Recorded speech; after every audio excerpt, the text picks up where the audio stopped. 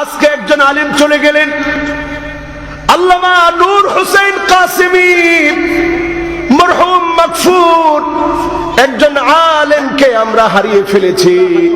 2020-এ অনেক বড় বড় আলেম আমরা হারিয়ে ফেলেছি।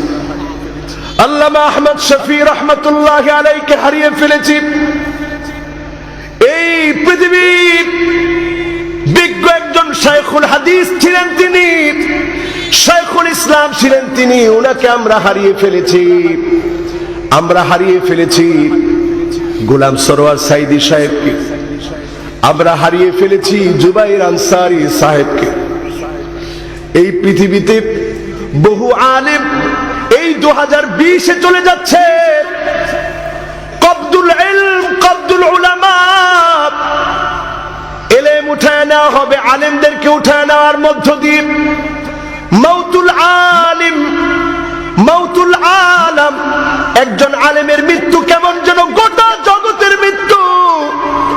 একজন নূর হুসাইন কাসেমী চলে যাওয়ার অর্থ হলো এমন আরেকটা নূর হুসাইন কাসেমী আর তৈরি হবে না।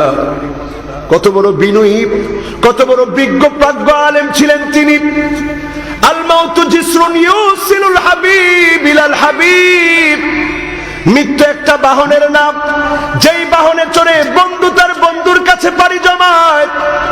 নূর হোসেন কাসেমী সাহেব তিনি চলে গেলেন, আমরা ওনার জন্য দোয়া করি আল্লাহ যেন ওনার কবরটাকে জান্নাতের টুকরা বাগান বানায় দেয়, পড়ে না আমিন। আরেকটা দোয়া করি, রাসূলের শেখানো দোয়া, আল্লাহুম্মা সাব্বিতহু আলাল ঈমান। আল্লাহ তুমি ওনাকে ঈমানের উপরে সাবিত রেখো।